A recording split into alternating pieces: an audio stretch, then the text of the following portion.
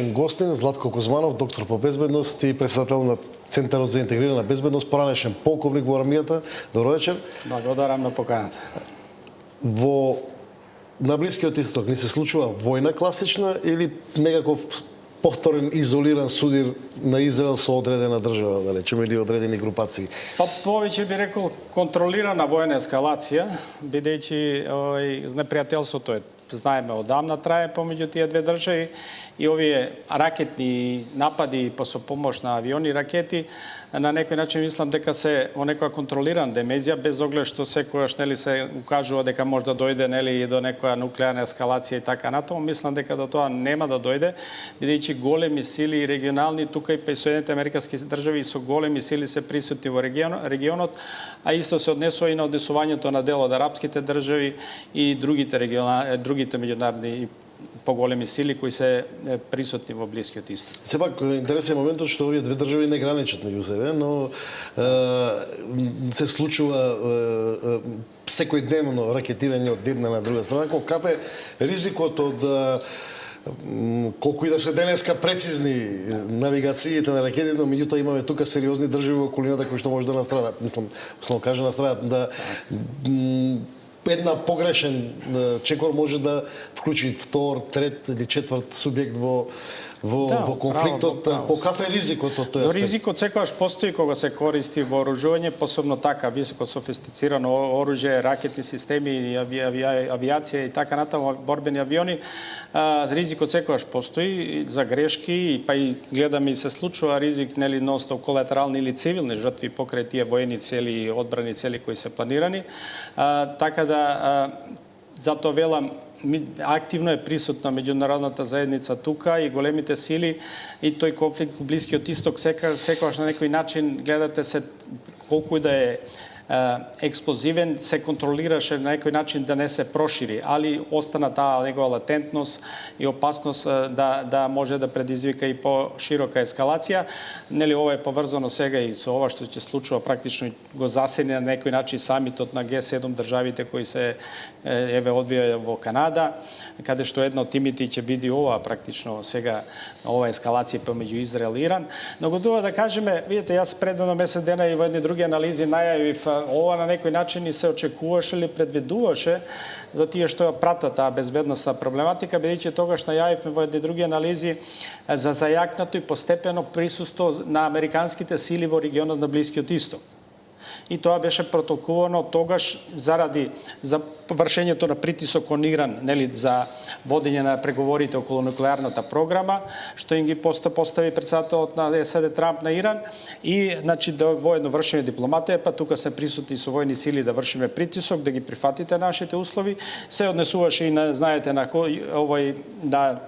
овие ракетните напади од Јемен или хутите кон Израел, како да се тоа попречи, да се обезведи тој сообраќај поморски и воедно и на поддршка на Израел во борбата со Хезболах и така натаму. И во веќе месец дена се зајакнуваат американските сили во тој регион. Ние знаеме и од пред тоа тука во тој регион, во цел тој Блиски Исток, тие имаат веќе околу 20 војни бази, таму околу 50.000 копнени војници има, тука е присутна и воената морнарица во тој регион, во целиот регион. И тие сили се во функција практично за контрола на таа состојба Блискиот Исток, за поддршка на Израел на некој начин, на вршење на притисок кон Иран. Гледате сега, нели беше поставен ултиматум од Соединените американски држави, доколку не прифата таа програма да разговара за нуклеарната програма, може ќе следат и напади. Еве не следеа напади од Соединените американски држави, и следеа напади од Израел. Сега да кажете дека Трамп негира, да речеме, администрацијата поврзана со тоа, сега да кажете дека Израел беше турнат, искрено кажано, не е турнат, тоа се координирани работи. Видите, соработката, гледаме дека не се крие, дека има добри односи и беше задоволен премиерот на Израел кога победи председателот Трамп, така натаму. Тие имаат блиски релации со работки од претходниот мандат и сега, и се очекуваше дека таа соработка ќе продолжи, ќе се зајакнува и тие се партнер на Израел секој случај. Но се преговара и со другите арапски држави, се користи тука позицијата на Саудиска Арабија, Саудија, на Катар, на Куваит, на другите држави тука во регионот Обединетите Арапски Емирати кои посредуваат во тој арапски свет, бидејќи знаете па тука се користи она рамнотежа со односот на силите меѓу арапскиот свет кој да доминира. Која е целта, например, би имала Израел да отвори 4-5 фронта на Блискиот исток, деп против дел од Јемен, деп со палестинци, деп со Иран? Па не, овде веќе гледате, овде на некој начин овие ги приврши со Хезболах и со нели во Хамас овде во Газа, практично он на воен начин, воен успех има, постигна голем успех и ги во голема мера ги оствари своји војде цели кон нив. Сега е ова со Иран константна таа, бидејќи Иран исто голема сила, па секогаш се очекуваше, нели имавме пред месец дена и тие ракетни удари, имавме претходно пред месец дена слични ракетни удари помеѓу нив, сега веќе малку го усовршија, знаете, бидејќи овде кога се користат овие вака ова оружје, ракетна техника и така натаму, тие скапи системи, и дронови, авиација, тука се воедно учите од секој тие борбени за жал. Колку е да тоа е учење како да ги користите, како да го надмудете противникот, па да употребите и појаки системи да пробиете таа негова одбрана и да му нанесете вие штети, и што гледаме дека тука и од двете страни имаат успех. И Израел кон Иран, а и Иран кон Израел. Што не беше во пред месец дена случајот кога нели некои повеќето ракети беа сопрени, сега некои го поминаа тој штет. Тој момент како би го анализирале, како некакви грешки у системот во Израел, во одбранбениот систем, не само грешки, или како сериозен напредок на иранските... Учиме од грешките и го напредуваме системот. Така работат, функционирате и го напредувате, ги појачувате ракетните системи, користите појаки со поголемо полнење, со поголема брзина и така натаму, веќе не повеќе се работи да ги напредите системите и воедно дел од грешките што сте ги правиле да ги коригирате. Тоа и на двете страни се случува, па затоа сега гледате има тука и дел и жртви и во делот на Израел, без оглед што се помали, али она што го направи Израел не со оној напад првиот кон Иран и сето таа подготовка, тука стварно се направи еден голем од нивниот аспект голем ефект и тоа резултираше со за нив добри резултати.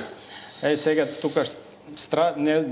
не е добро, нели, кога гледате, кога се употребуваат и тие воени цели све, имаме тука доста и цивилни жртви, бидејќи тие напади кон Иран погина преку 200 до 400 луѓе, овие повратните кон Израел. Снимките кои што денови излегуваат од Тел Авив се поприлично и сега обратно, нели, разочарувачки, да речеме, за израелската одбранбен систем, во кој што многумина веруваат дека не соборлив, да речеме. Па не можете, кога веќе ви стрела такви ракети кои се движат преку 10 маха и така натаму, кои се со боја глава од пола тон и балистички ракети, ако не ги сопрете горе во атмосферата, после тие надолу понират со голема брзина, тешко се опират и затоа гледате, една рушите, другата поминува. Така да го напредили тие своите системи и има такви ракетни орудија и они, и веќе гледаме тука некоја, али сепак секој случај ефектот и влијанието што го направи Израел е појако. Тука може да кажеме и ова констатација, ова што се случува, што го прави и со Хезболах, и со Хамас, и израелското војно разузнавање е стварно за изучување и тоа е стварно ефектно од нивна страна. За жал тука гинат и од двете страни цивилни жртви, али она што го направи и со Хезболах и со Хамас и така, тоа е едно насилно војно, да кажеме, разузнавање, насилно екстремно, кој има така добри ефекти и резултати, али гледате со какви подготовки да таргетирате точно луѓе, цели да се подготувате со месеци и да има такви страшни ефекти. Каква улога би имале во следниот период? Путин имаше некои телефонски разговори, малку поразлична позиција од американците. Европа се уште е некако без некаков дефиниран став, да речеме. Каква улога очекувате на овие три глобални сили во поглед на можна ескалација или деескалација на конфликтот? Мислам дека ќе се контролира да не дојде до ескалација и првите изјави од разговорот вчера што бе меѓу претседател Трамп и Путин дека тие се да се смири ситуацијата, да почнат преговори, да не ескалира и сега ова практично мислам дека ќе има утре други ден соопштение од Канада од самитот на Г7 каде што оваа тема се разговара, таму се присутни тие најразвиените држави, Европската унија представниците се присутни и мислам дека една од соопштението, комуникето што ќе биде од конференцијата ќе биде и за ова да и претседател Трамп и денеска мислам изјави дека се вршат интензивни за јавната сцена дипломатски напори да се смири состојбата, уклучени и арапски држави да посредуваат, да разговараат и со Иран и со Израел да не ескалира ситуацијата, а ова што се поедини држави закануваат нели околу тоа нуклеарното оружје, ако ови употребат Израел, па некои други држави ќе ги бранат што имаат нуклеарно, тоа е малку, знаете, долевање она што викаат масло на огенот, али мислам дека има интензивна напори и преговори за официјалната сцена да ова да се пак на некој начин исконтролира, што не исклучува тоа дека овие пак може да си нели се рекетираат со одреден период и да се нападнат, али мислам дека нема да дозволат да ескалира, бидејќи премногу би било тоа сега у ситуацијата со оваа незавршена и нерешена ситуација меѓу Русија и Украина, да се отвара друг фронт овде, бидејќи намерите на меѓународната заедница им се сега на некој начин други. Гледате сега Европа решава да се навооружува, да зајакне својата одбрана, така натаму не треба сега на никој не им треба нов фронт или нова војна на Блискиот Исток. Мислите дека Иран нема сојузници во арапскиот свет? Има сојузници. Еве и Пакистан се понуди и други држави, али таму е она поделба, знаете, ради она во арапскиот свет сунити и шиитите, па влијанието, нели, кој да доминира во тој арапски свет, посебно глобалното ривалство меѓу Саудиска Арабија и Иран и другите држави, и тоа сега на некој начин се користи да нема таква осуда или хомогенизирање во арапскиот свет на страната на Иран, бидејќи знаете тука гледате ова сега и Јордан, улогата на Јордан, Ирак и Саудиска Арабија, бидејќи тие исто имаат проблем, не сака да дозволат на пример Иран да има таа улога што би сакал, да има да доминира арапскиот свет.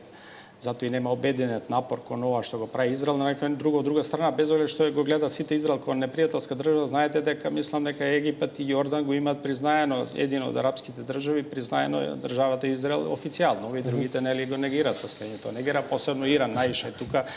тука проблемот, бидејќи се заканови изјавите од Иран секогаш се дека таа држава треба да биде уништена, па затоа еве сето ова. Видете сега, тука главно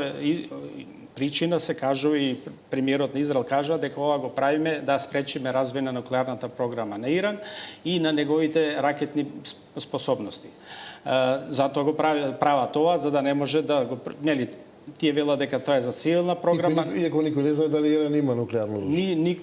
Уште не е потврдено, бидејќи тие велат да може да развивате цивилна нуклеарна програма за производство на нуклеарна енергија, а не да нуклеарна енергија или програма да биде војна програма каде што ќе произведувате боеви нуклеарни глави. И тука е сега проблем затоа што се плашат поедини тие држави и Израел и меѓународната заедница докаде стигнал Израел со развојот на Иран се извинува со развојот на збогатувањето на ураниумот, бидејќи се претпоставува дека е негде до 60% успел да го зголеми